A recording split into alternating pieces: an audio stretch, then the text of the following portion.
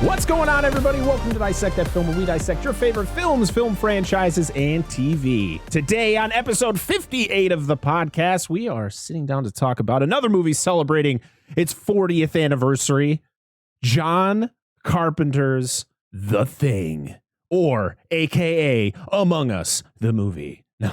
Yes, it is. Exactly what it was. Fuck yeah, it is, dude. Oh my god. Oh my goodness. I am your host, Brett Parker. Great. Joining me as always, the wonderful Dan and Angela of DNA Gaming. Hello. Hello.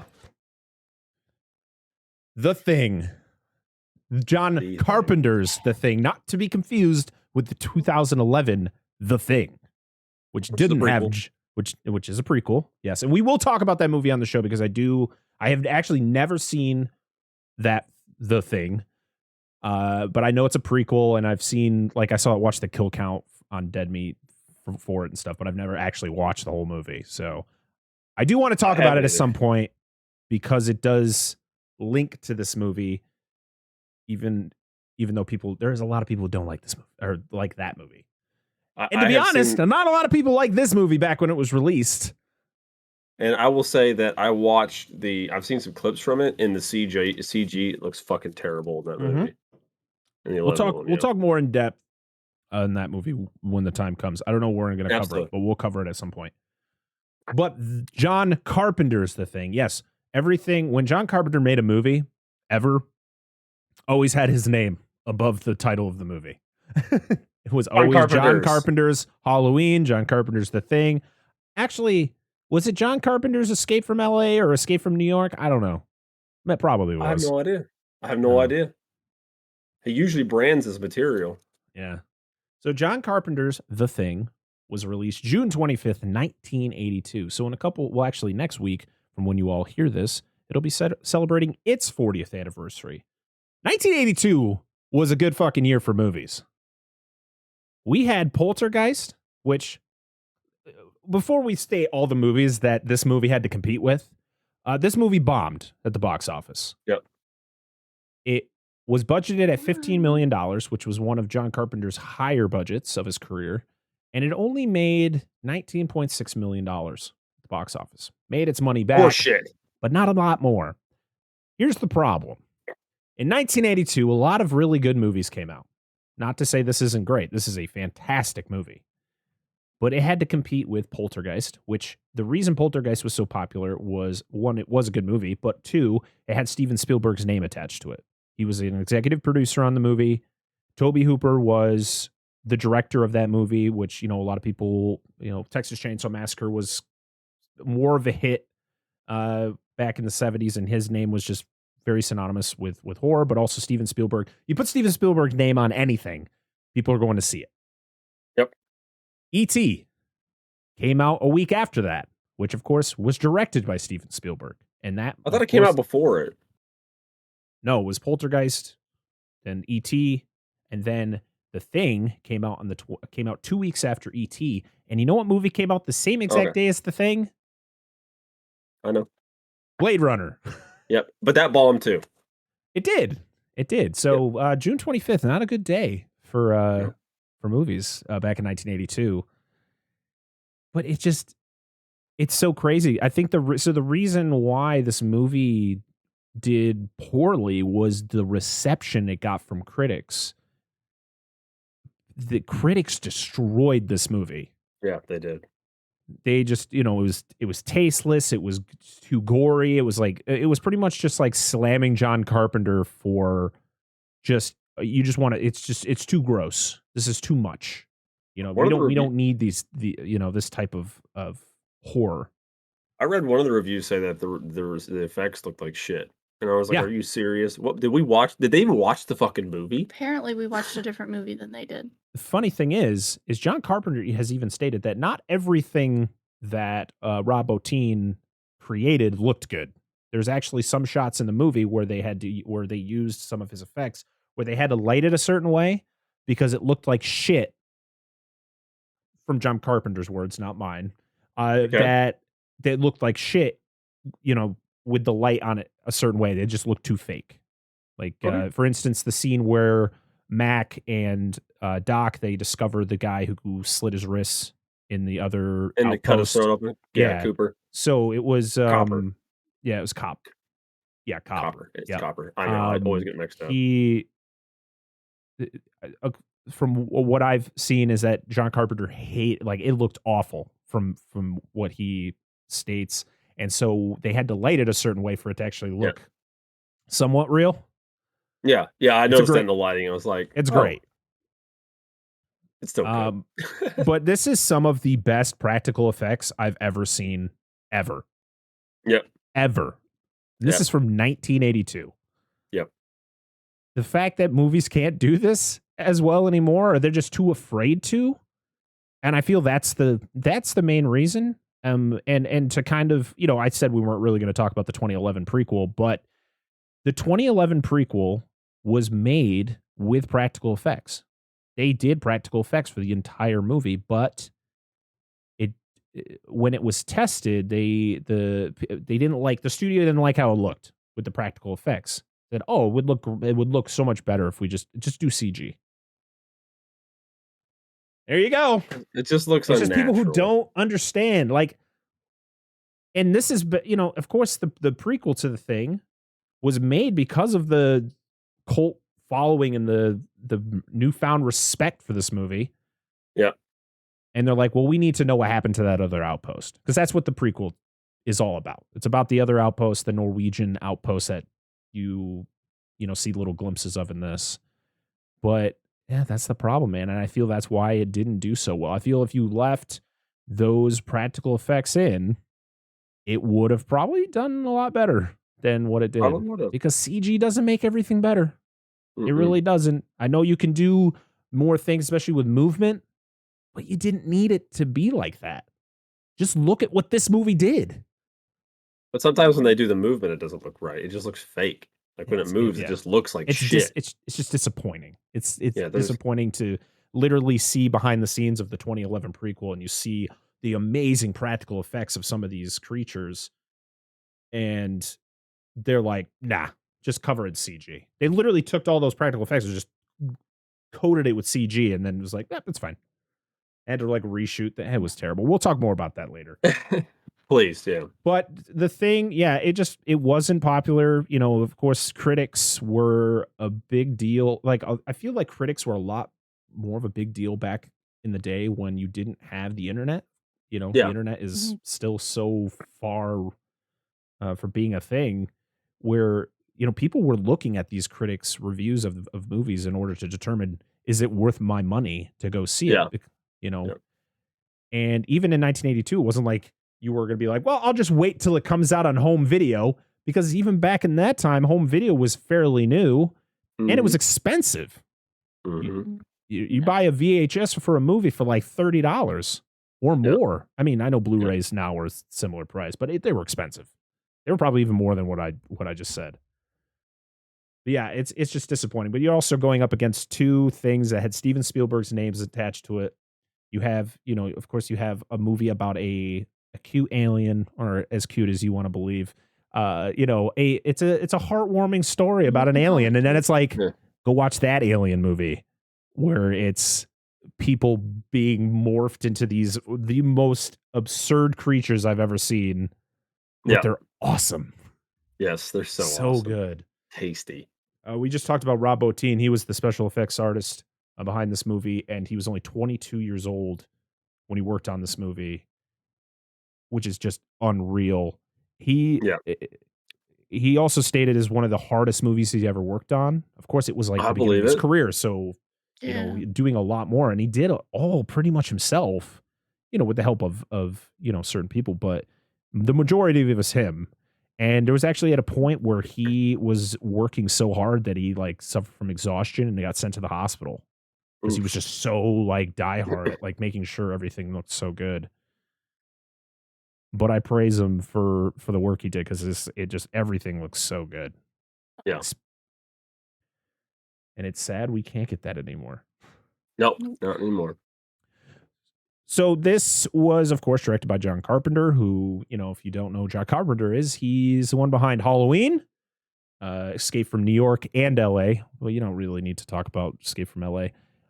Christine. Yep.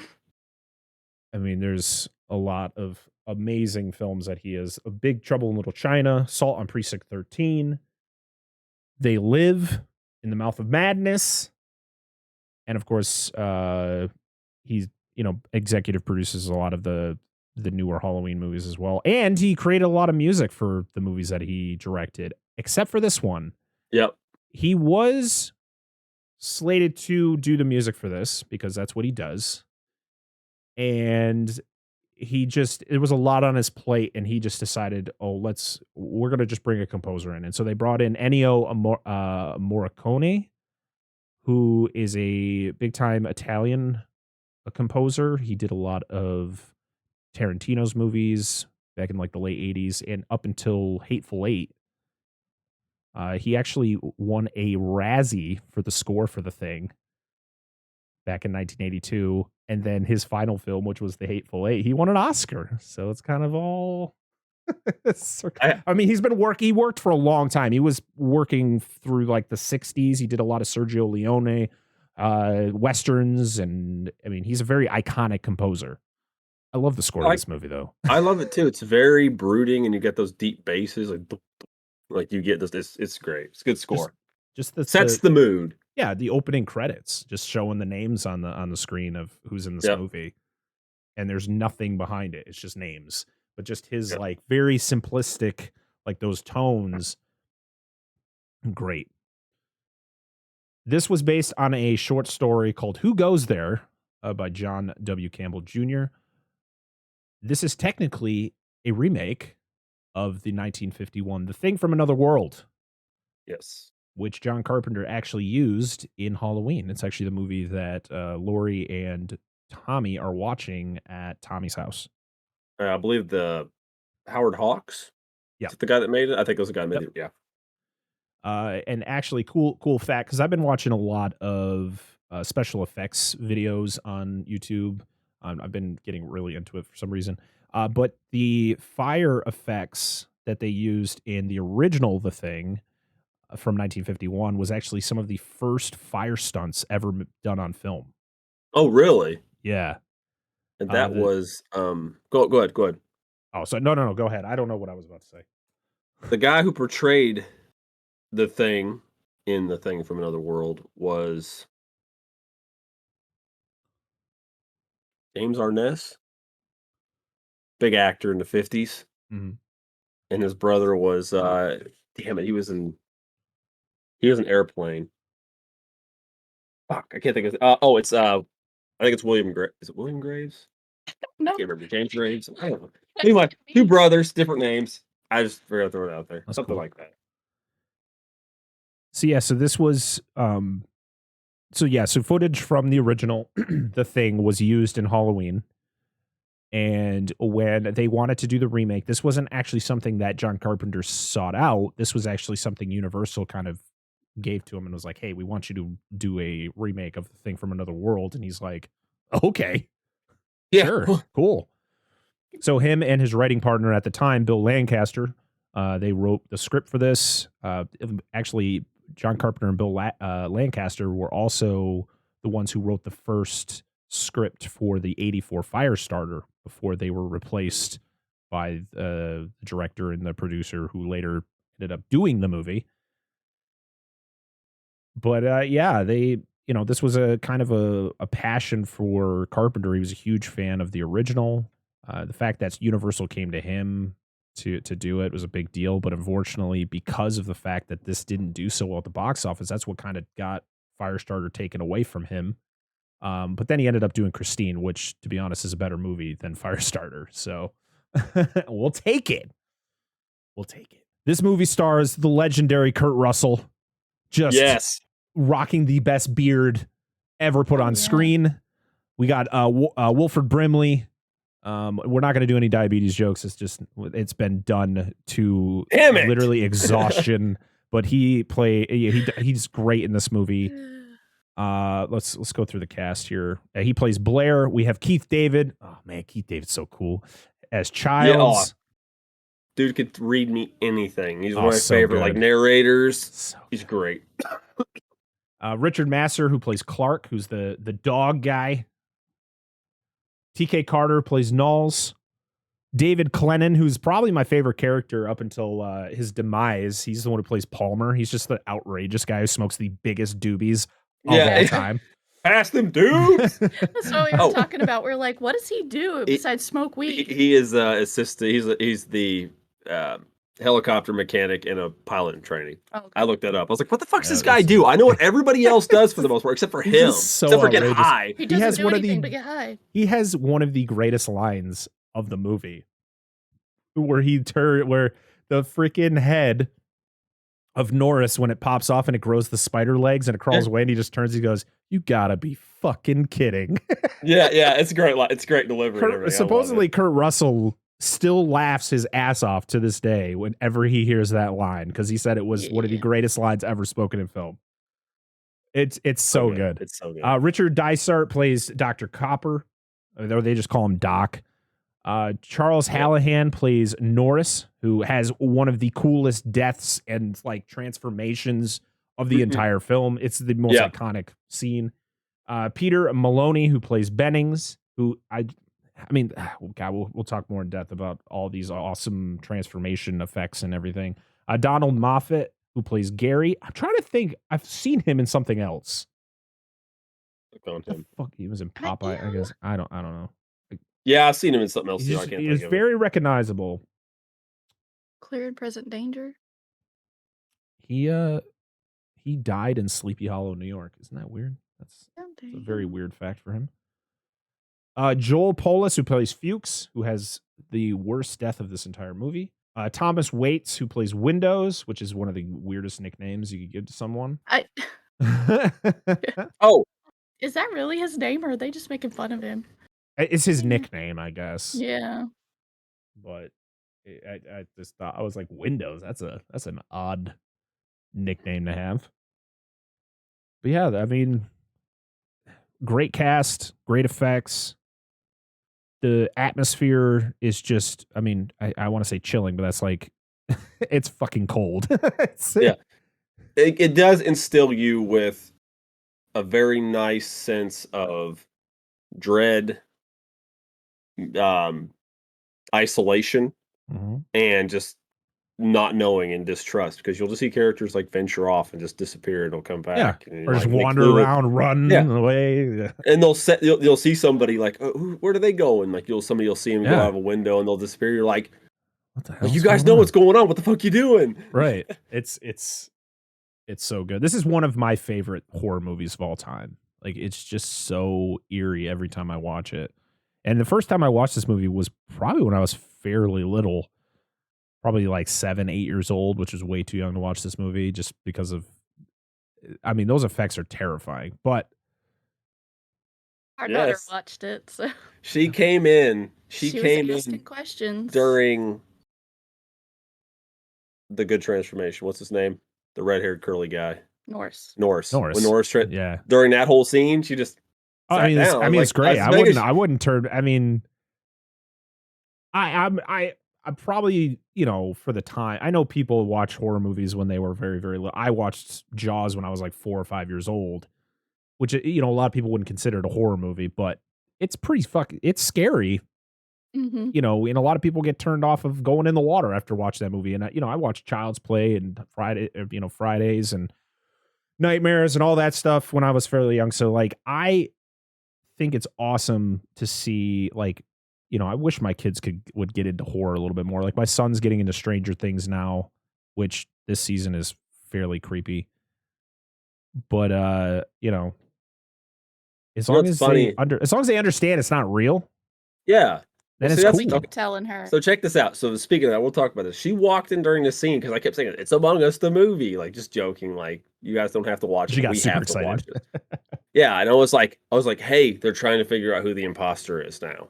Then she got interested, and this all happened. I was like, you don't have to watch this. I'll cover your eyes, whatever. She sat there and watched all that. The head run off. That's awesome. And then it was when the two scenes that did her in was when they were doing the blood test, and you do that really convincing shot. Out, yeah. No, not that one. It's on Null's thumb. When they cut Null's thumb open. Oh, yeah. The first guy, it's that real good looking practical effect. Yeah. She's just like, oh, like that was, and then they did it to they did it to somebody else right there, where it was from the nail side, shot from the nail side. I was like, it's just a tube of blood behind there, and Yeah. I was telling her that, and she just because it looks so real, and that she did. could relate with because it's a kid or a person getting their finger cut open, and then when Palmer took out Windows with the whole head clamp, she's Oh my God. she's like I'm like I had to cover her eyes. I was like, Oh man. yeah, that was it. Like The she walked off after that. The ragdoll effect of Windows' body just Yeah.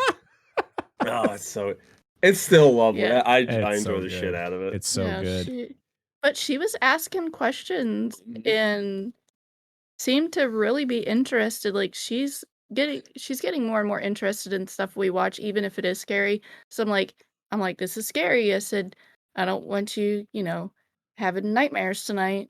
Yep. She climbs up in his lap and starts watching it. There you go. It's funny to explain for those of you who have played Among Us, because that's what I always call it, because it's literally what this is, right? I mean, that's what the game definitely had to have been based on it. This is very heavily inspired 100%. by stuff like that. Yeah. So like we're talking about it, and I was like, I think it was her, my son, our young son came up and he's like, so who's the imposter? And I was like, you don't know. Like, but somebody's got to see him at the end to find out what happened. Like, no. Like this isn't the game. Like you don't know how it ends up. And the movie ends and you're like, who was it? And then there's not like a imposter or the survivors. Right, like right. It just doesn't ends. do that. Yeah, and you're just like, it just ends. Oh man. So this, of course, got a cult following years later. I mean, it's rated top tier when it comes to horror movies now. Oh fuck yeah. They've made video games on it that kind of was a sequel to this movie where Mac survives and Childs dies. Like he was actually the thing, and I don't know the whole product. I know they've made comic books on it. You got board games, novelizations, all that stuff. That kind of go more in depth on certain things that they can't really tell you in the movie.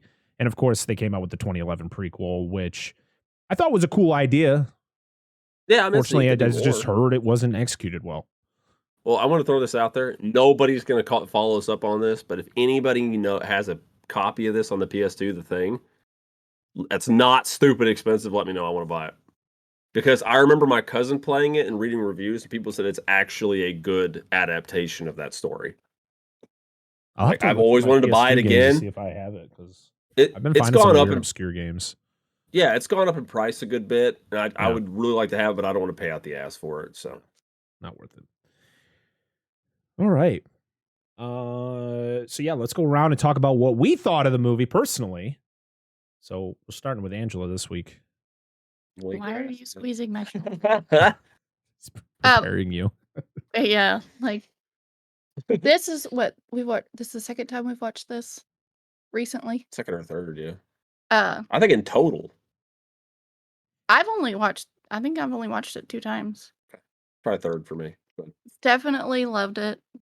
Way more than I loved E.T. I don't know why this bombed at the box office. Well, because, but I mean, it's amazing how, you get all these movies that people are like, oh, it sucked in theaters. And then later on, you get so many people that are like, yeah, I love this movie. This is so good. Yeah. Yeah, Tremors. Perfect example. But I loved it. I love Wilford Brimley. I won't make a joke, but I loved him. I can't even remember the first time I saw him. He's been in a lot of movies. He's been in a lot of movies, TV shows.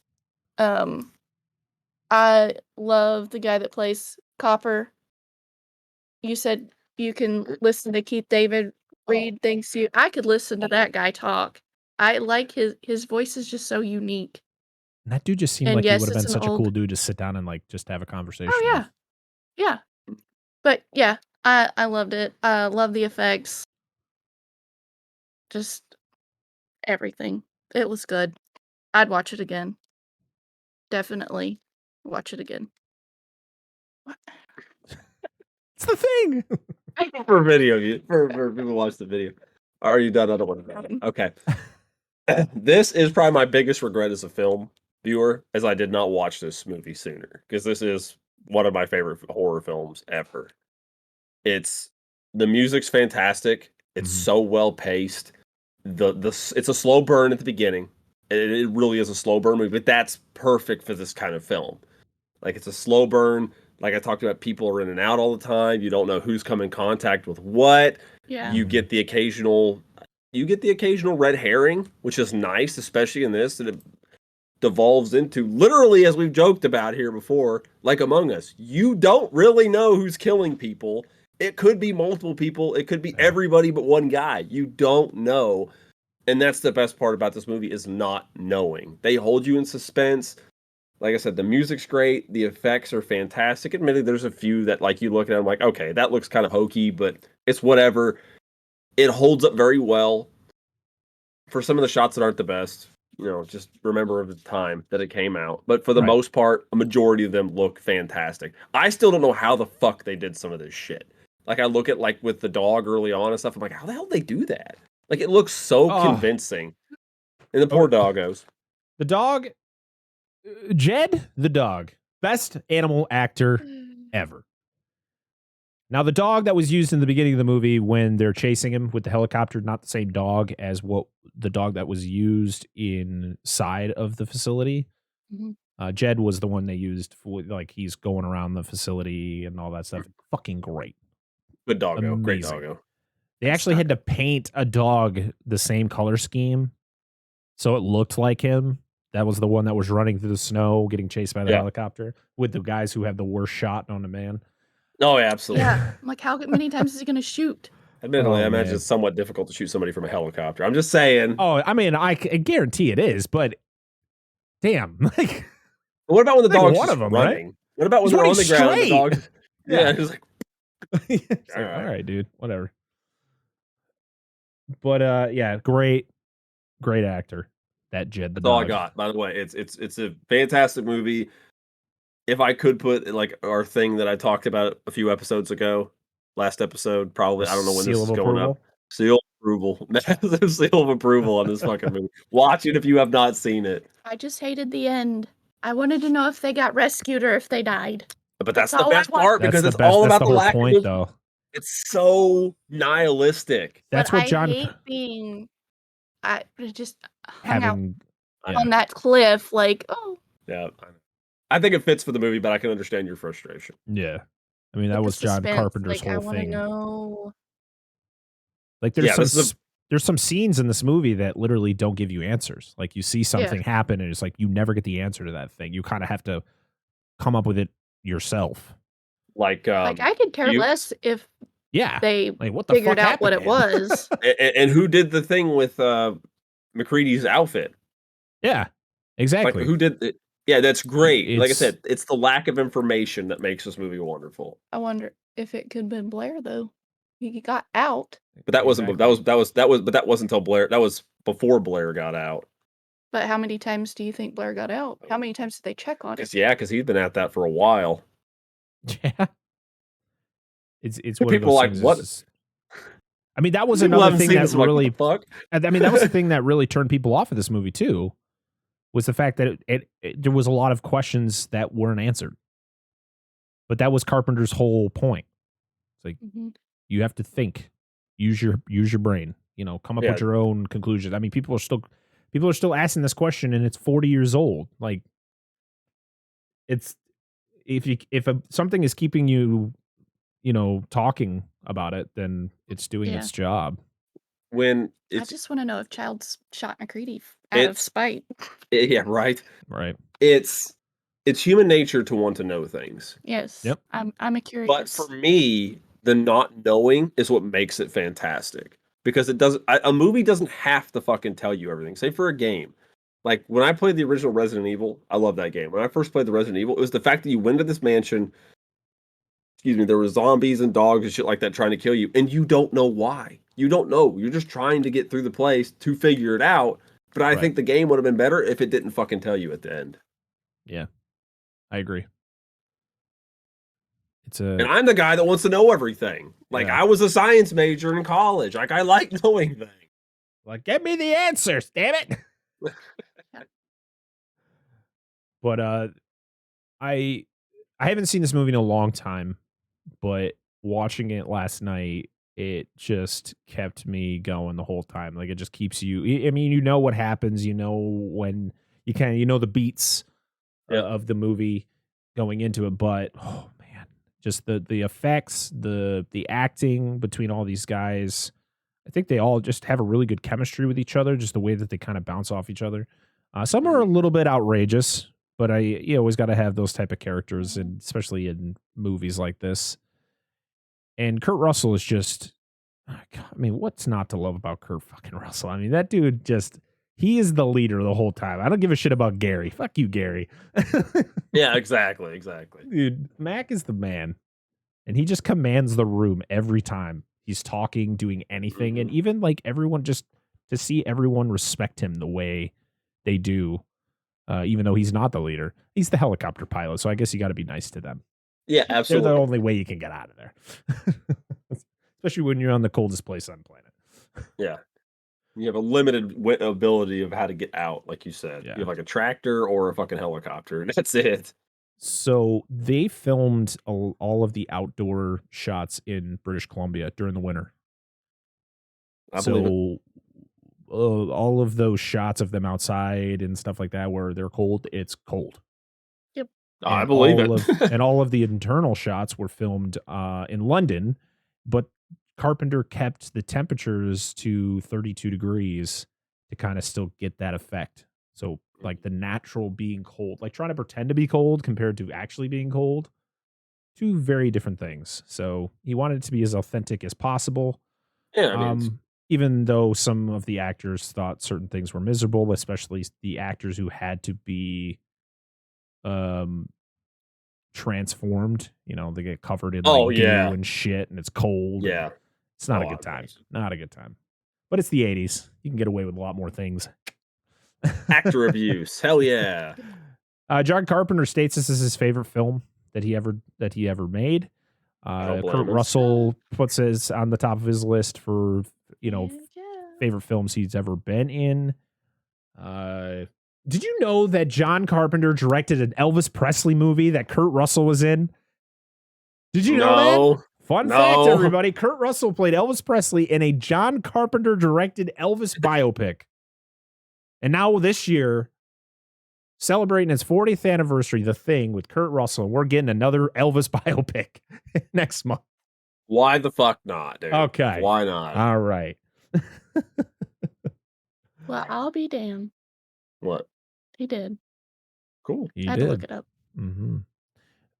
Also, this movie is being re-released in theaters to celebrate its 40th anniversary. So if your local theater is showing this, go see it. Because mine is, and I'm going to have to go see it.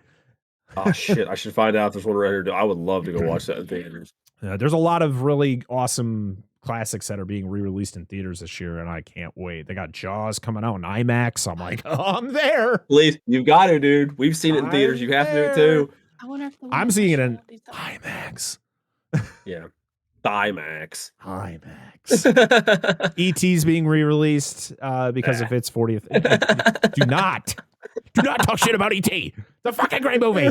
I already did that. I'm the only one that's allowed. That's all I'm poking at. A little bit. They're both great. Sorry. Well, that's all I got. You guys got anything else before we jump into this plot? Nah. I'm all right, good. let's talk. I could throw out this movie more, but we should just talk about the movie. So. Let's talk about the plot of The Thing.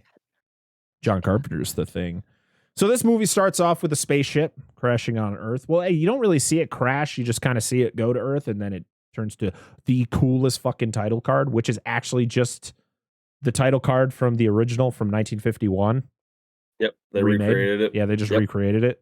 But it's still one of the coolest title cards. It lands in Antarctica, 1982. We get a helicopter chasing a dog. They're hanging out the sides. They're shooting at this dog. They're not doing a very good job getting it. And this dog is I think it's like part wolf and part Malamute. Yep. Which is a cool mix. It's a beautiful dog. Yeah. It's sprinting in a straight line. Yeah. He kept saying dog. I'm like, that's not a dog. So there's a little more wolf in that dog. Yeah. So they're trying to kill the dog, but there's no avail to that. We then go to this U.S. science station We have all the crew in their rec room playing ping pong, hanging out on the couch, reading some stuff. And we meet McCready, who's playing some chess on his little computer. He's a sore ass loser. Oh, bro. He pours his drink into it. Yeah, you cheating bitch. Yeah, I know. It's like, dude, what if somebody wants to play chess? Like, you dickhead. It's in his shack, so no one else gets to play that. All right, fair enough. Fine. We find out it's a Norwegian chopper that's chasing this dog, and it chases it into the U.S. station, and it can't get the dog, and it's throwing grenades at it. Like this, they are determined to kill this thing, and I guess they're screaming in Norwegian, and they're screaming that supposedly translated, it's this dog. We got to kill this dog. It's not a dog. Literally, it's something else. If you could read or speak or comprehend Norwegian, you would understand that like this is the whole thing. Like they're telling you like this is the shit going on. Right. It's not just a bunch of crazy people, Norwegians with grenades and rifles. Grenading their own helicopter. Oh my God, can we get to? So they land the helicopter. The guy whips out another grenade, and it's a cartoon. It's Looney Tunes. He just puts his hand back to throw it, and it just flies out the back and lands behind him. The one chopper pilot's like, I'm out. I'm fucking, what are you doing, bro?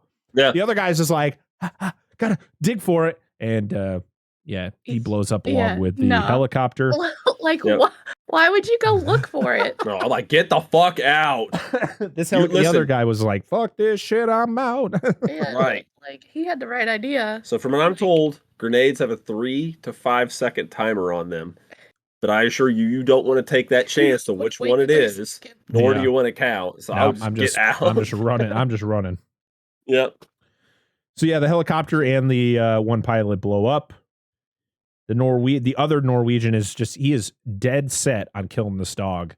And the dog, it gets onto one of the crew guys. I think it was Bennings.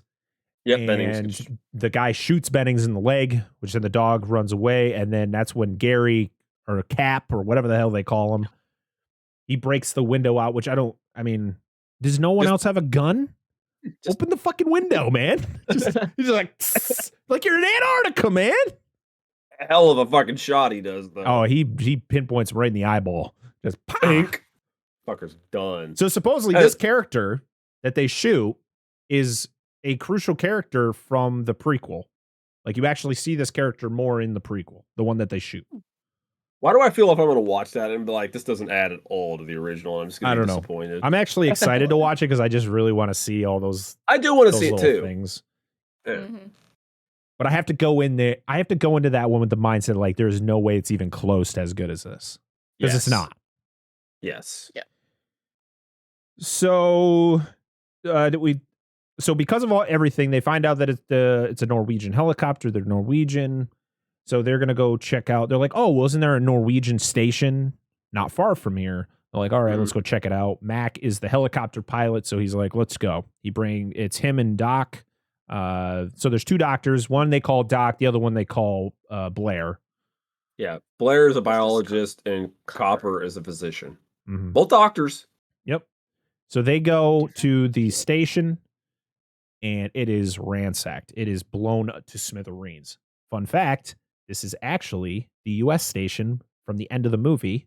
They filmed it backwards, so they filmed everything, and then this scene was filmed at the end after they blew up the camp because it's the same exact camp. They just redid some of the interior stuff to make it look different. That's smart. That's how you make a movie right there. It's how you save money.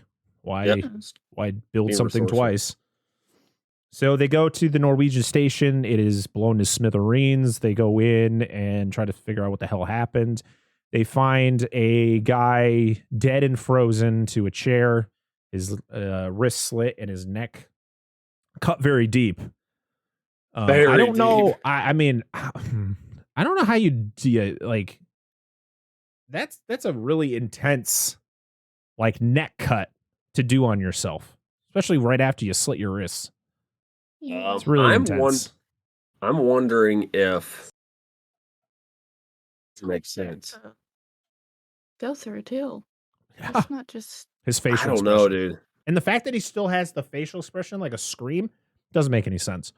But he would probably been more slouched over with his eyes closed, or at least with his eyes open, his mouth closed. The fact that he's literally frozen to the chair like this, and he's got his mouth open, like yeah. he's screaming, that doesn't make sense.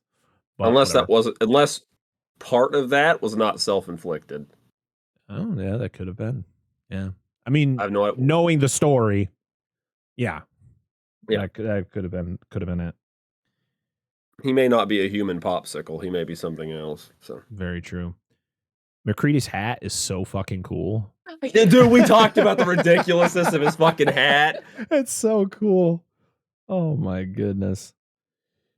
Because you So notice it in the helicopter when Yeah. they're about ready to. I'm like, did he put on a hat? I was like, "What do you owe?" Like, I never realized the hat before. I was like, he walked into the wrong wardrobe. They were doing a Western next door from while they were filming this, and he took that hat.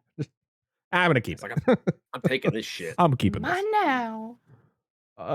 We then go back to the other camp where the dog is kind of creeping around. It's doing some weird stuff. It's hiding something. The dog is odd. The dog was Little slinking awesome. down Was this the scene though where the dog is slinking down the hallway, and then it goes in a room where you Yes. only see the silhouette of someone, but you Yeah. don't know who it is? Yep.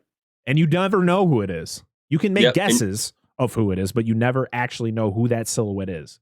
And you see the dog like staring out the window as the helicopter so lands. good. Like, That's why he's a so dog. good. I know. I was like, I don't think a dog would normally do this, especially that- once around. Go ahead. Yeah, no, he stares out the window, which is fucking great. But he also, when he walks down the hallway and he looks in that first room, he never looks at the camera. They say that all the time with like dogs, is dogs always tend to look at the camera. Yeah. And they said that they didn't have to do that because he just always went to his cues, and it just is so creepy. I mean, from the first time you see him just like come around the corner of the door frame, Yeah, it's just like he's not coming from behind the door. He's coming, and he just kind of makes his way Yeah. down the. it's so creepy. He's fine. But it's also the scene like where they go to leave for the Norwegian camp, and he's just laying there under the pool table, and he's Mhm. looking, just like staring. Yeah. Oh man, great dog. He knows what's going. This shit ain't normal. Jed, you're an MVP. Yes. We get the scene where Knowles, who is the cook, he's playing some Superstition by Stevie Wonder. So it wasn't. It was originally used, and then they had to remove it because they didn't have the copyright. So they had to change the song. And then when the movie got re-released, they got the rights back, so they were able to put Superstition back into the film.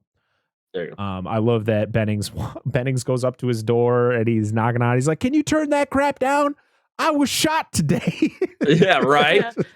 He's like, all right, and never All fucking right. talk Yeah, about he it. literally He goes goes over and over does it. And he to- just nah. Yeah. Nah. God. McCready and Doc, this is when they officially go into the camp and we see all that stuff.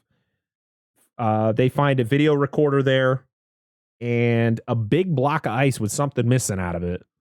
And they're like, what the hell could have been in this?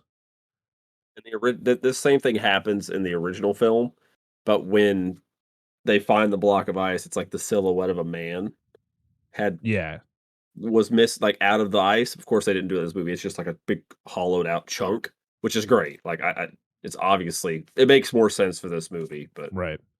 So playing this at the homage. So this film was actually more closely adapted from the book. Like this That's one correct. is a better adaptation than the 51 film. the Especially since 51 it's films- more of a they talk more about the fact that it can assimilate into anything. And the where- 51 film was a vegetable man from outer It was space. it was that liked to just a drink human monster. blood. Yeah. Yeah, It was that's it was what weird. Yeah. Mhm. Yeah. So they leave to find a mangled corpse outside, which this is one of the coolest. Like this doesn't do anything, but it just the look of it, the two heads that are morphed together and all of the appendages and But they don't focus on it that much. Like you get No. some shots of it while it's burnt and some interesting angles from like the backside of the corpse looking up Yeah. at the actors. And I think that's great. instead of it being like here's a sky shot zoomed in of like you Yeah. see the entire corpse. It's more of Yeah. like you kind of have to create your own image. You see more of it later when they do an autopsy on it. But yeah, it's a really cool effect. Keep it mysterious. Yes, and that's what makes this movie so great. And that dog be spooky. That dog just continues to spook the shit out of everybody. They bring the mangled corpse back to the camp, and they end up doing an autopsy. So with the corpse, when they put it on the table and they open it up, they actually used this substance. I can't remember what it was called, but it was like A and C fluid or something like that, which was used early on for smoke effects in film. So it was supposed to make it look like it was steaming. And it was it smelled really bad. So when you see Wilford Brimley reacting to the smell, it's a genuine reaction because it actually let off a pretty rancid odor. So yeah, in the middle of this corpse was on fire not long ago. And technically, it probably didn't smell very good. According to the warnings of this substance, you're not supposed to breathe it in. And they're all hovering over this thing, breathing it in. Oh man, the 80s. What a wild time. Right? Remember, our houses used to be filled with asbestos, so right. Mine probably still has some. Let's get some drinking water from our lead pipes, everybody. Yay. Oh, Windows, can't you just get a hold of somebody? God damn it, Windows. Yeah. I've tried for 2 weeks and I can't get a hold of anyone. What do you want? You're over here. You're in here telling me to call someone. Windows is great, by the way. Awesome. His reaction when Blair comes in and says that shit, he's like, I've been doing this for 2 weeks and you're just coming in here like, call somebody. Oh, man. We get another autopsy. This is where Blair is doing it. He's going in and taking out a lot of the internal organs. He's like, talk about how it's all normal. He's like, there's a normal kidney, a normal liver, normal heart, like all that stuff. And he's like, well, that doesn't look normal. As you look and it shows the heads, the two heads that are kind of morphed together. Yep.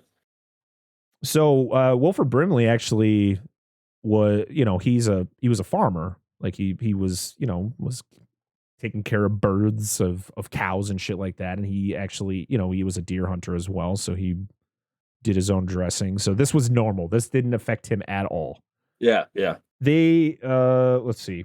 Where the fuck am I? I gotta keep my finger on where I am. Wasn't he the only one that wasn't affected by the? Yeah, because they had allegedly used like real animal organs. Yeah. In some of those shots. Yeah. Yep. Keeping it real, guys. We go to, Childs, and who's the other guy? The crazy one, the pilot in training. Oh, Palmer. They go to their room. They're sharing a room, and Palmer has the largest joint I've ever seen in my life. This is our Cheech and Chong up at school reference. Shit, dude. That thing, that thing is like that thick, man. He's just, Yeah, it's so and Childs, I love how Childs doesn't say anything. He just puts his hand out. Yeah. Oh man, we were talking about those. Like, what are they going to do? They're not in the United States. I was like, is he smoking weed? I'm like, that's huge. That's massive. Jesus, flooding somebody over there. God, jeez. After they're done, they're on a different planet. So we go back to the rec room, and the dog's still in there, and that's when Bennings, who somehow I guess is the boss of this place, even though he's not, is just like, hey, Clark. And he's the guy who's in charge of the dogs. Why is that dog not locked up? I don't know. He's just been walking around. That's literally how Clark talks this entire movie until something makes him uncomfortable. And then his voice starts to go up, but he's like, I don't know about, he's been here all day. He's like, go put him in the kennel. Okay. we can't decide if he was spooked by the dog or the dog bit him. So I think he was spooked by the dog. I don't think the dog bit him. I think it probably rubbed up against the leg he was shot on. And it kind of was just more of a reaction, like, oh shit type deal. And he's probably spooked. So yeah. So Clark takes the dog down to the kennel, and this is where it starts. And it's so fucking cool and terrifying. Yeah. And I feel for these dogs, even though I know none of the dogs were injured or hurt during this movie. But fuck, man. So it's cool because when when he puts the dog into the kennel and it lays down, when you see the dog from behind, it's the real dog. And then anytime it would show the dog from the front, it was a fake dog. But the fact that it's just perfectly still and the dogs are kind of like chilling at first, but then they get really aggressive. And then the dog's head just starts to like opens up 4 ways and you see the skull and then the skull just falls off. Yep. And then the little tentacle things come out and you're like, what's Dude. happening, man? More, the dog's name is Jed, right? Jed. It was the dog's actual name. Yeah. But like more kudos to that because Right. how apprehensive the dog was like going into the kennel and then just kind of walked in there and just kind of stood there for a second and then just laid down but at attention. It looked like it was just staring forward. It wasn't acknowledging anything else. It was just there. It was so, like you said, just fucking creepy as shit. Like this dog is just so weird. It's cool that it's supposed to imitate a dog. Yeah. An imitation of a dog, but it wasn't acting 100% like the other dogs. It was just like it's just out of place. It was real odd. I mean, but that's the whole point. Carry on. Yeah. So it starts transforming. Its head splits off, kind of like the Demigorgon from fucking Stranger Things. Yeah. And the tentacles come out, and it's got tentacle things coming out of its back, and it starts spraying this goopy shit. There's a dog legit chewing its way out of the kennel. I was like, I'm out of here, dude. Yeah. I was like, out of here. And I was like, yeah. That's such a great shot. That dog's got a bite. It is. That dog is literally chewing himself out because he's like, fuck this. Like, like all the other dogs are getting wrong. destroyed in there. And it starts squirting this jelly shit at it. Like slime. Which, oh my Lord, it was horrifying. And then, of course, they start hearing the screeching from the kennel. So Clark runs down to see what's going on, and he sees like there's one dog that's corpse is literally like deteriorating, and it like grabs onto it, and it's like morphing, and it's like it's so hard to explain the looks of these the different looks of the thing. So you gotta remember this is one alien the whole time, or at least that's what you're supposed to believe, that this is one creature doing all of these things, and it's like the base of like it's so hard to explain the looks, but like it has a dog's head, it's like laying down, it looks like it's dying, and Clark's like, what the fuck is happening in there? Because the light got taken out too. Yeah. Because when Clark comes up, that they don't even actually, if I recall right, they don't show, because he goes in there and he sees like tentacles and shit moving. Yeah. And he throws the door shut, and then McCready wakes up because he hears, and when he comes in, that's when you start getting like shots of him like pulling the other dogs in and shit. Yep. You're like, what the fuck is going on? He's like, Child, go get Childs. He didn't get the flamethrower. And you're like, the flamethrower, the literal weapon of choice for this entire movie. It is legit the main weapon of this movie. And it's awesome because fire effects are great when they're done right. This is why, I mean, just based on this movie, you're telling me that John Carpenter couldn't have just slayed Firestarter? Like, really? No kidding, dude. Jesus. The fire effects were so good in this. Yeah. It would have been great. If he had done that movie, I think it would have been great. So he tells Childs to get the flamethrower, and like he goes down to tell him, and he's just like, the fuck you talking about? Like, what do we need that for? Like, he's like, you just come on, we gotta go. Fuck, like motherfucker, like gets up and like. So Mac and I think it was Clark or maybe somebody else, they were just unloading on the thing with shotguns and stuff, just going ham on this thing.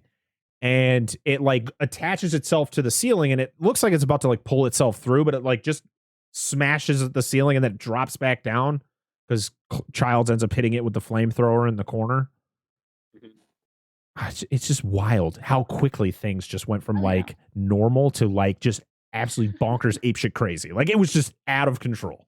Well, remember also in that scene, it wasn't Clark that was shooting, I don't think, because that's why I wasn't sure. Yeah, because I know it was a couple of the other guys. I think it was McCready, and then oh god, what's his name? Gary was out there shooting too, I think. Oh, right, because he shot the one dog that had the tendrils, wasn't wrapped around, but was actually in his body.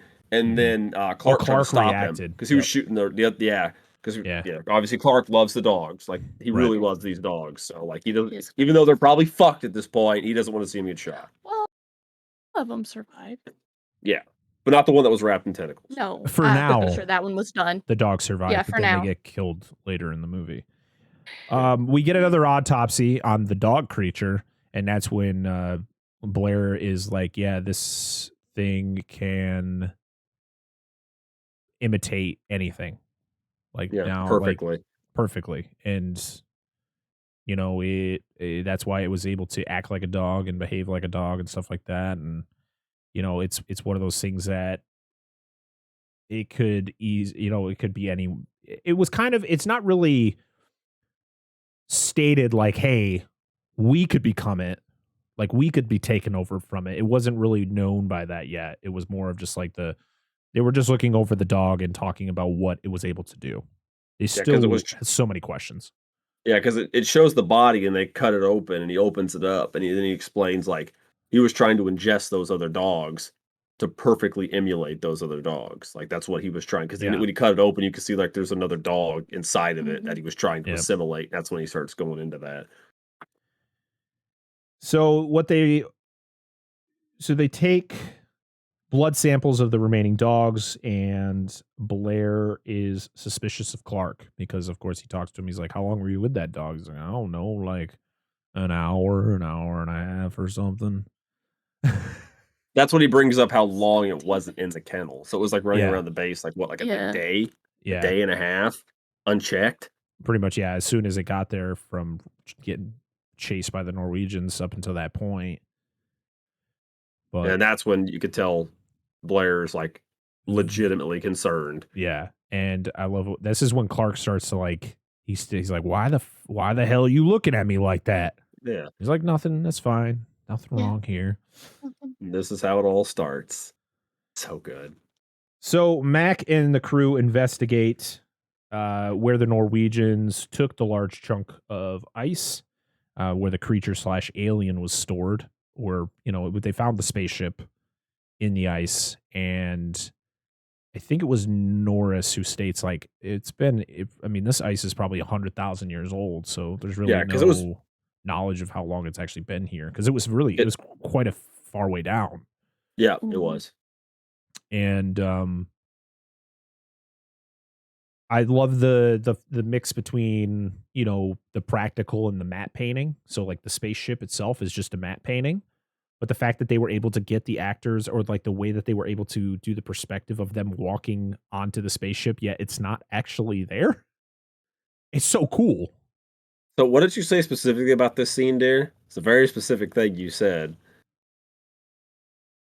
Said that I said it was much better blue screen than ET or green screen or Then whatever. ET, when they're at that, it is. It's way fucking better. No offense, ET, but that shot You're where not they're wrong. above the fucking bluff, no, because you You're know, not. like you look at this, you know it is, but it's not like blatantly obvious that they're like Yeah. in front of a green screen. Like I th- it's you can tell that there's the outline is off, yeah. and I was like, but it looks much better than I'd say comparing it to like the scene in the beginning of ET where you got the guys looking Yeah, for ET. yeah, that's what I'm talking. That's what we're talking about. Okay, I was going to say like the flying scenes are a little bit different. It's a lot more fast motion and Yeah, just the But- very Harder to beginning do. when Yeah. they're Yeah, over the bluff. No, I get Yeah. what you're saying, Yeah. and I agree.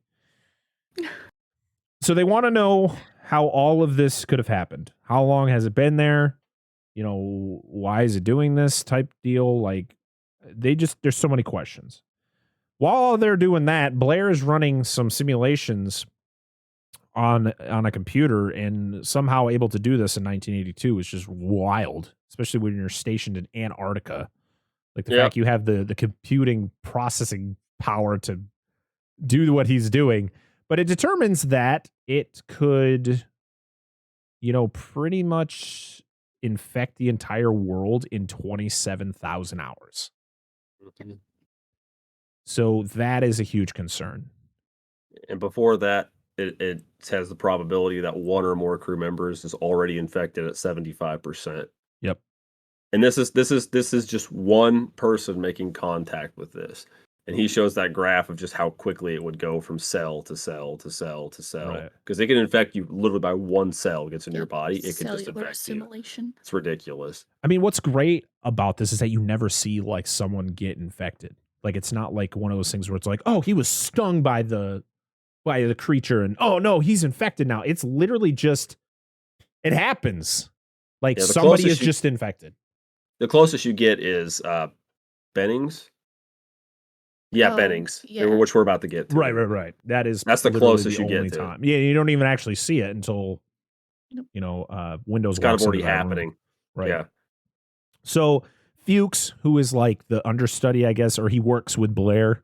He's a assistant biologist. Yeah, he goes to Mac about Blair. He's very concerned. He locked himself away, and he doesn't know what's going on. So Mac's just like, well, get his books, study up on this thing. We need to figure this shit out.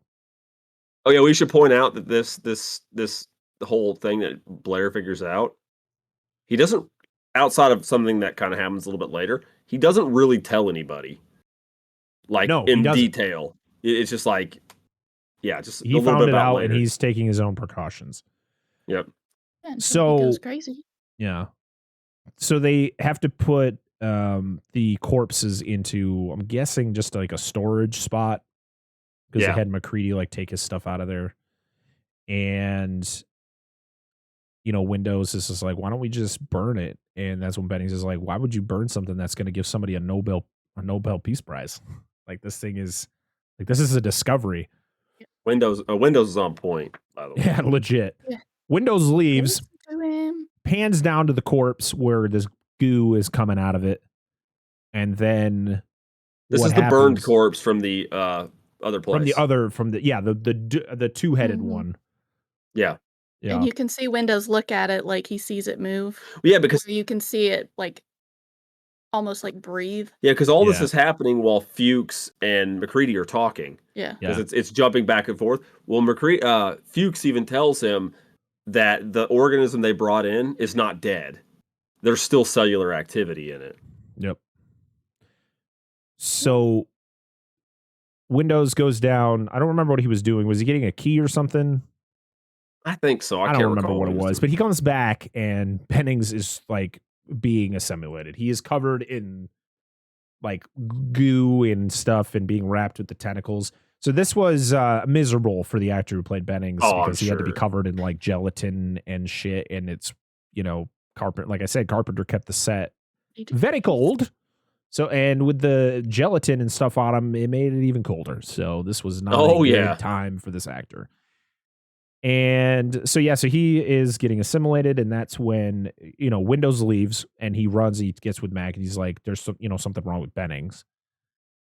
And that's when they notice that Bennings runs out of the facility, and they chase him down. And I love this fucking scene so much. There's really not much that happens in it, but it's just so good because Bennings falls to his knee. Well, it's not Bennings anymore, but he falls to his knees, and he's got the fucked up hand.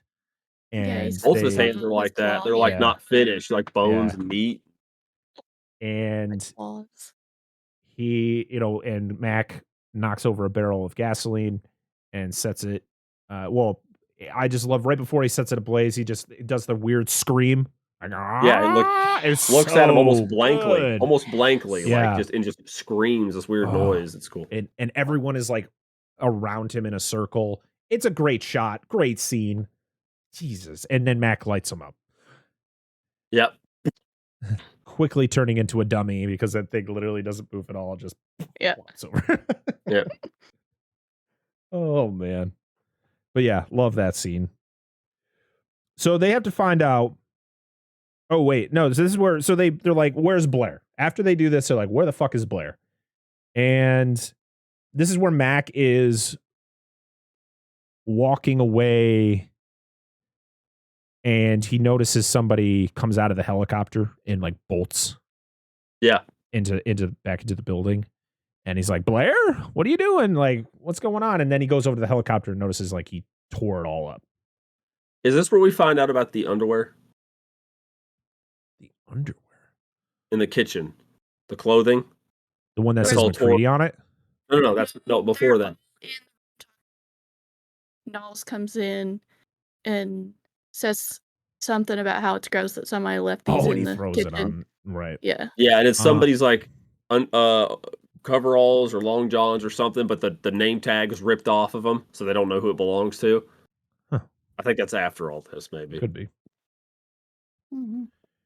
So so Blair, and then they walk in, and there's Blair is taking an axe to all of the computers and all the equipment that's in the facility. They're trying to stop him, but he's got a gun and he doesn't care. He'll kill whoever tries to stop him. He's shooting at everybody. So the scene where Childs is running up the hall and he ducks down below or behind Mac, he hides his left hand behind Mac because he's actually wearing a cast because before he ended up getting in a car accident and he fucked up his hand. Yeah. So he had a cast and they spray painted it black. Yeah. And they had to wear gloves too, so it looked like he was. Yeah. So this is where he's kind of like you mentioned, Blair's just kind of ranting and raving about how if this thing gets out, it's going to destroy the world, and blah blah blah. But obviously, the people involved in that are not going to be paying attention to that. They're more concerned about him threatening to kill people here, so not dying. So he ends up getting stopped. He gets fucking punched a couple times by Mac. Mac comes in, just lays some fists on Blair, and then they lock him in a shed, the tool shed. And now it's time to find out who the imposter is. So they're going to use Blair tells Mac to watch Clark closely, very closely. So they're going to use the blood that they have stored to test who is human and who is not. And when they get to the blood's gone. And the only people who had a key or were able to access it was Gary, the guy who's the head of the facility, and Doc. Yep. Copper. So I call him Doc because that's what Mac called him in the movie. And then Blair was always Blair. Yeah, of course. So it's one of those things like now it's like who's sabotaging it now? Now it's down to these two guys. Who did this? What are we supposed to do now? Windows is scared. He runs away to get a gun. It doesn't end well for him.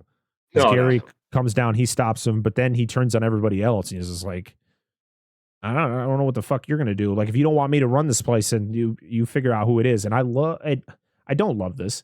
It's kind of fucked up when Childs is like, I'll do it, and Max is like, nah, fuck that. Yeah, he's like, we need something a little more level-headed. Yeah. Like, is that the reason? We won't get into that. So they have to take a test to figure out who the imposter is. McCready makes a tape to tell people what happened if nobody makes it. Does like a manifesto. This is kind of the worst part of this movie. So Fuchs, he is doing some research. He meets with Mac. Mac leaves. He's doing research, and then all the power goes out. So he gets a candle. He is walking, and then he sees somebody like walk by, and he thinks it's Mac. So he like follows that person outside, and then it just ends. Like, you don't see anything, which I get. You want that mystery, but like, they later just find a charred body in the ground. It's like, well, that must be Fuchs because these are his glasses, and you're like, what? Yeah. Well, and I agree. I understand what you're saying, but I think it's just more like you said. It's the mystery. Like, we don't know what happened. Specifically, it just adds to the whole like shit's happening around these people, and it doesn't have to explain everything. Something that was pointed out to me is when Fuchs is working, and I think McCready walks into the lab to talk to him.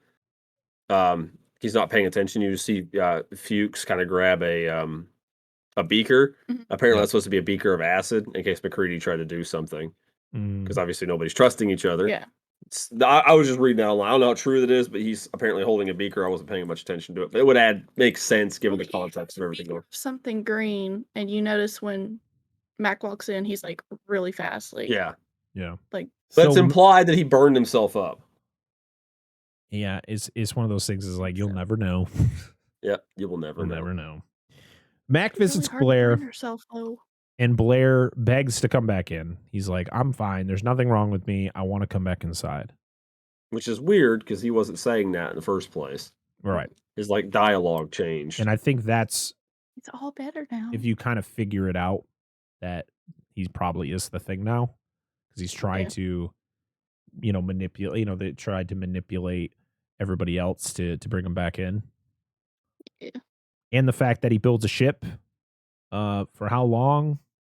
must have been a long time. Yeah, we Pretty found out well about built that ship. later. Yeah. Well, we get some older. implications of how much time has passed, but it's not a lot. No. Like, it's probably maybe like a week or 2 maybe with the time, but I don't know. It feels like There's it's a so much couple faster than that. It feels like it's like a weekend. well, because Yeah. I know that it's the dog is there for, like, a day and a half when this before, like, all that shit starts happening, and there's a thing later where he's like, "Alright, 48 hour or that storm's gonna be here in 6 hours," and then when he starts recording, he's like, "The storm's been going for 48 hours." So, Okay. Yeah. probably 4 or 5-ish days worth of time passes, maybe? I That don't know. makes sense. So they find the charred body of Fuchs, which is kind of like, okay, sure. Mac gets left out in the cold because Knowles found something to suspect Mac of being the thing. He finds like a ripped up pieces of his clothing. And so Well, he also, goes, Fuchs found that too before he died. he did. Yeah. Yeah. So so Knowles abandons him. He cuts his line because they were like attached to each other walking around the base because they were Yeah, going that's the one. to Mac's shack. And so Knowles leaves him out there. He comes in. They talk about like, it's got to be Mac, man. Like, we found this ripped, like, look what I found, man. And it says his name. It's all torn up. So Mac makes his way back, and he looks like he's fucking freezing. He's like Yeah. white as a ghost. His beard is just full of snow. He's just like shivering as he's like holding the stick of dynamite, and he's holding. Well, it's not even a stick; it's like a fucking whole roll of it. Bundle. Yeah. And he's got the flare. Yeah, because he And- breaks in through like the supply room window, and he's got Yeah. the key to it. But before this, you start seeing Norris having some stomach issues. Like he's not having a good time. Like he's yeah. in Something's pain. going on. So when Matt comes in and he threatens to blow it all up, and then the other guys attack him, he gets them all off. And when Norris gets thrown into the supply like shelving, supposedly he has a heart attack and dies. So after all that happens, they're like, fuck this, we gotta help Norris, we gotta, so they bring him into one of the rooms. They start doing CPR on him and nothing's happening, and you get like two different things going on. Yeah, they get the defibrillator, and the other guys are arguing in the corner about shit, and that's when we get the iconic scene of Doc like standing up or using the defibrillator, and he goes to clear, and the chest opens up and just closes on him, and it rips his arms off. They actually got from, a like the elbow or whatever. So they got a stunt double, who actually was an amputee at that point, and what they did was they attached wax arms that could easily be ripped off. But yeah, it was an actual, and they used a face mold on his face to look like Copper. Yeah. Nice. That's pretty cool. That's another thing I like about the scene is because, like you said, this literally could have been a scene of them just helping out Norris, but they had that and the conflict going on. So you have two things you're trying to focus. It's great. It's really great cinematography and directing and writing and this is when we get the greatest effect of the entire movie. I'd say the yes. Norris creature. Where did the other head come from? Whose head was that? The one that comes out of his chest, man. Just another Norris head, dude. We've seen Norris's head pops off from the back. Well, the same thing happened with the dog. That must have earlier. been like dog skull. Well, that's the thing. Another dog head. That was Norris's actual head. That was the one that was hanging from the fucking. And then because they had to assimilate the assimilated head that would pop off and then became the spider. Yep. I love how the head's upside down when he becomes the spider. It's like the spider. It's cool how it just kind of that it got stretch. The tongue. It's so good. Yeah. The tongue that drags it along the floor. Yeah, because it's cool because you see his actual tongue and then you see like the tendril come out as well. I was like, dude, drags him along. And he turns into the spider and it starts crawling out of the room. And this is when we get fucking the best line of the movie. And I've already said it in this show, but I'm going to say it again. And it's, Palmer turns. He just goes, "You gotta be fucking kidding." Yeah. And then freaking Mac just lights it up. It's a nice little effect. They have Oh, the man. little thing in there skittling around, scuttering around on fire, Yeah. Screeching. screeching. Yes. The Oh, this sound, whole scene yeah. is fucking The sounds awesome. that it makes, it's so eerie. Oh man. So Mac wants to do a test to see who else is a thing. So pretty much what they do is they strap down all the remaining crew except for Windows. He never got tied down. Yeah, yeah. But they tested him first so that if he tested negative, then he could help Mac. So what they were to That's who it do, was. It was Windows and Nulls were the first the two they ones that checked. they slice their Oh, dude, fingers open. such So fucking good yeah, practical effects there. so they each got to cut their thumbs, put some blood in a little petri disc, and they use it. He uses a copper wire. He heats it up, and then if the heat touches it, if it's a thing, it doesn't like the heat, it's going to react.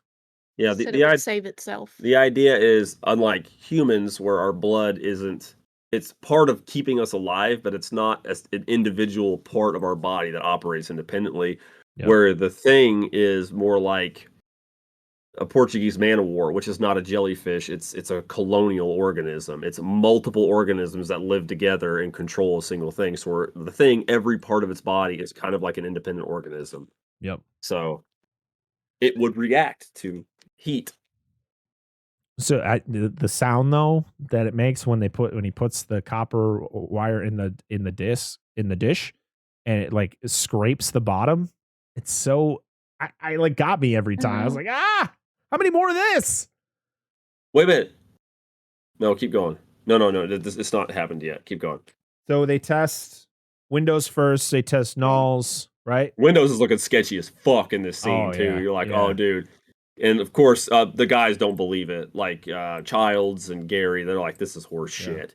So they test Windows, they test nulls, and then that's when they go to test Palmer's, and Palmer's like reacts.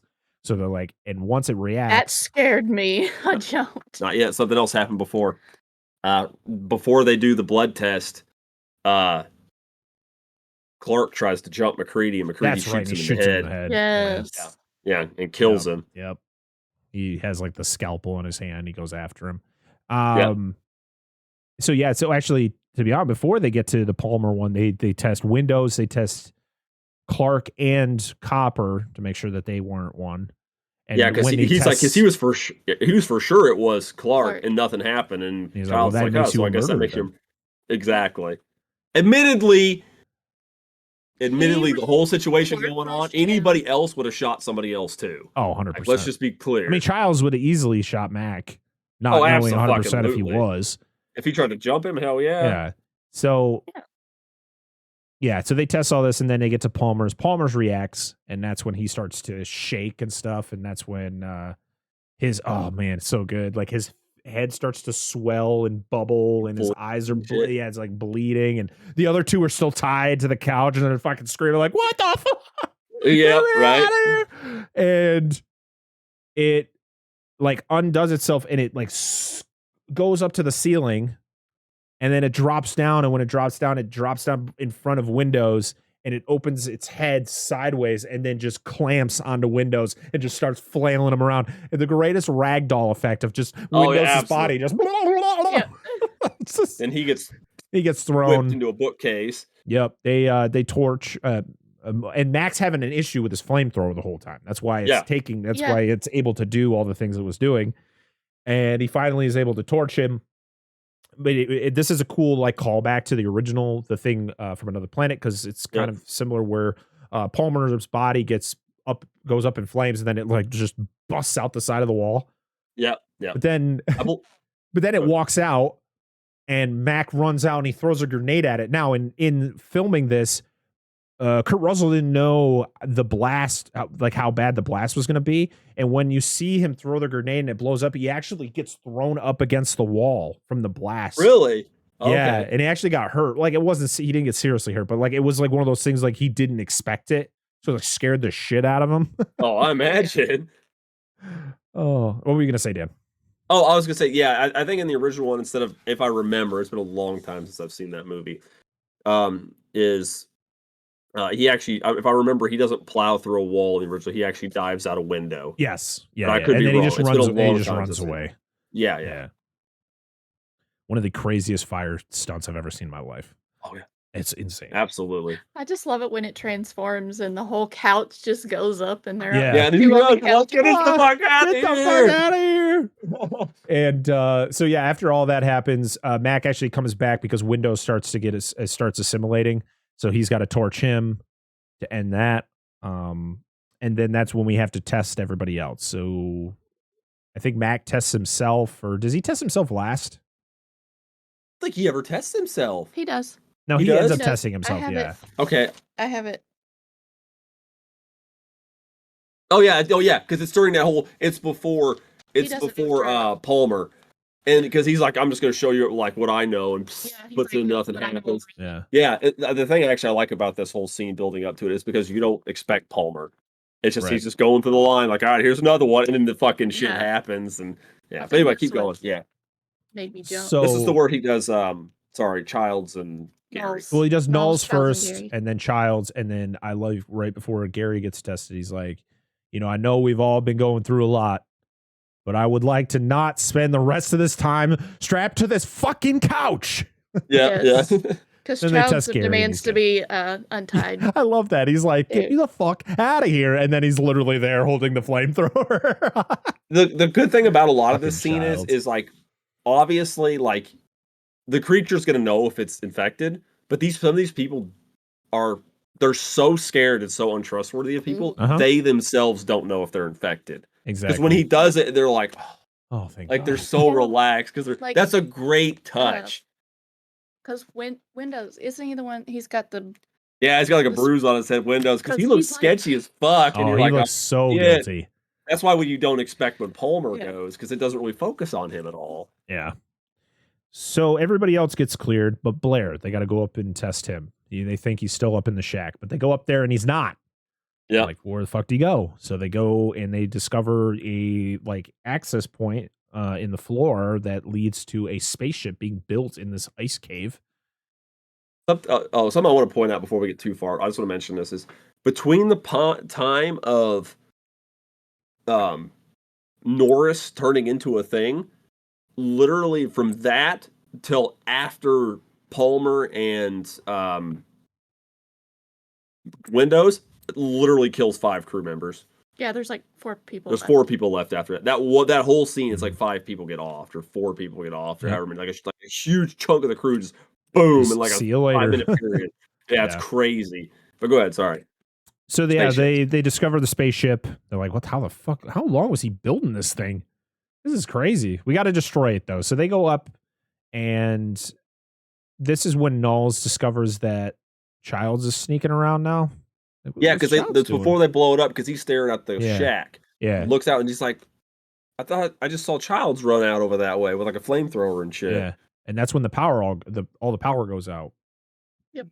And they blow up the ship, and they decide, hey, this is what we're gonna do. This thing doesn't like fire. It doesn't like it needs to. What it wants to do is it wants to get back into the ice. It wants to freeze again to stay alive. So we need to try to draw it out with heat and all that stuff, because clearly it doesn't like fire. So we're just gonna start blowing up the whole camp.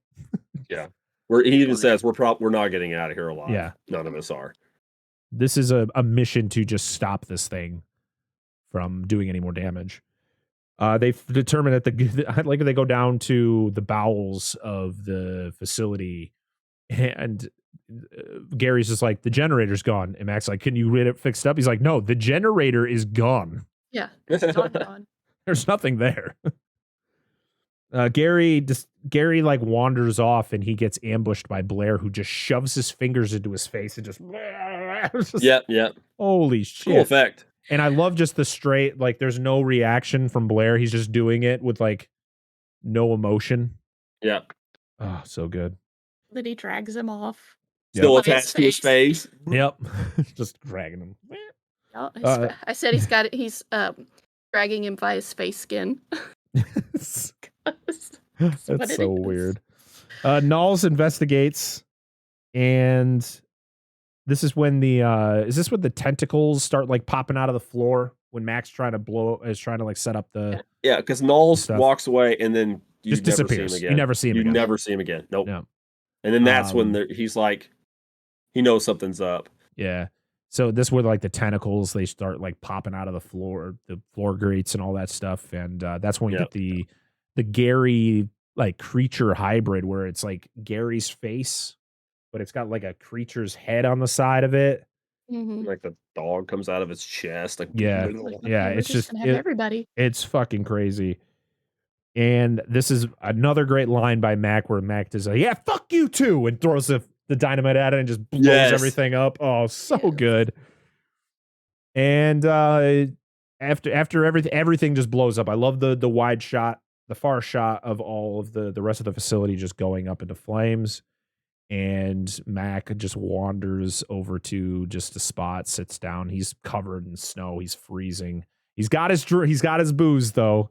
The booze bottle that he's had the whole time. He's got it. And that's when Childs comes around the corner and he's like, Childs, where the fuck have you been? Yeah, and he's like, I thought I saw Blair. And it's one of those things where I feel I really like this ending because of the fact of like it's ambiguous. There's no solid answer onto who is actually a thing. Like neither of them could be. Yeah, he's like, so now what do we do? He's like, well, if one of us tries to do something to the other, we're not in much shape to do anything about it. Yeah. So what do you want to do? Let's just wait a while and see what happens. Yeah. And then that just Childs takes a swig of alcohol. Yep. McCready kind of chuckles a little bit, and the movie just ends. So there is a theory that Childs was the thing at the end of this movie because of the fact that when you look at Kurt Russell in this scene, when he talks, a lot of, he's getting a lot of steam coming out of him. He's gotten a lot of, like you can see his breath a lot. It's very poignant of how much comes out of him.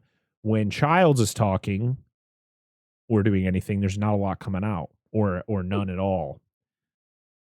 It was later debunked as it was just the way the way it looked when it first came out.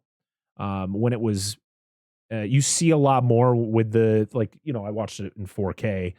It looks, you can see that, he's got breath. It's a cool theory. I like the theory, but it's, I just like the fact is like, you just don't know. Somebody said so I've heard a theory that it was something to do with because Childs was drinking the alcohol, had something to do proving that either he was or he wasn't. There was a theory that because you never see McCready take a sip from that bottle at the end, that Childs does, that McCready actually puts like gasoline in it. Oh, okay. So it was like gasoline instead of it being, the booze that it was supposed to be. So like he has the bottle, but never actually drinks from it. And he gives it to Childs and Childs drinks it without a reaction. Yeah, because they really wouldn't know. That another cool theory. I respect it, but I like the fact that we just don't know. It just feels, to me, it's a cooler theory. You don't know. But that is it. That is the 1982 John Carpenter's The Thing. It's a long time coming. Was very excited to talk about this movie. Same. It's just such a classic, and it's just a film 40 years later still holds up. Oh yeah. Great movie. And the fact that it has this life after really getting ransacked back in the day, to be able to be, a top favorite, horror film for a lot of people in the horror community. It's always good to see. But that's it. And we're going to talk about the 2011 Thing prequel at some point. Like I said, I don't know when we're going to do it, but it will be talked about on the show at some point because I really do want to dive into that one as well. But next week, for episode 59 of the podcast, we are finally jumping into our next franchise. Yeah. A franchise that you all decided probably a month or so ago, but we're finally getting into it with the 1984 The Terminator. Yeah. Directed by James Cameron. I'm very excited to finally get back into a franchise. We're going to be covering Terminator, Terminator 2, Terminator 3, Terminator Salvation, Terminator Genisys, and Terminator Dark Fate. I'm very excited. Very excited because this is very similar though when we did Jaws, where we're starting out strong, and then it's just gonna go down. It's just woo. Before we close the show, a couple Okay. things I want to say. Mm-hmm. The Thing is a masterful way of making a suspenseful, intense film without loading it with jump scares. Couldn't agree more. Secondly, I don't know if she listens to this, but Mom, this is better than the 1951 movie. I'm sorry, it just is. Thirdly, you just need to have your mom listen to this episode. If she doesn't listen I'm to going any to- other ones, so have her listen to this one. I'm gonna send her a link. Like, Mom, just listen. This is our one other thing. Just listen to it. Be open minded. I hope she hears this. I really do. Thirdly, and aptly, go check out our Jurassic Park 3 Yes. video or Yes. podcast. Listen, Mhm. watch. Please. I heard you hit your. It's a great episode. I can hear it in my headphones. Stop it. So we've been asking every week for people to leave comments and thoughts on the films that we've been covering. We didn't get anything for this week, which I'm sad about because I wanted to hear people's thoughts on the movie. Because this is such a Me too. yeah, it's fine. So what we're gonna do is we're gonna tell you now. We're covering Terminator next week. So please send me DMs on Twitter. Email us at dissectthatfilm@gmail.com. I'm gonna post all that stuff down in the description. I want you guys to send me thoughts and memories or whatever of your feelings on the Terminator, so that we can share them on the show. We don't even have to share your name. I just want to share people's thoughts on the movies because it's really cool to get you all involved because you're the reason we keep doing this. And I just want to have that interaction with you all. So please email us, DM us, whatever, which way, just share your thoughts on the Terminator, so we can share them for next week's show. So yeah, Please. I'm very excited. Terminator franchise. I haven't actually watched the first Terminator in a very long time, so I'm very excited to hop back into it and watch it again. But until next time, I am your host, Brett Parker. That is Dan and Angela of DNA Gaming. We are Dissect That Film, and this has been the Dissect That Film podcast, episode 58. We'll see y'all next week. Bye-bye.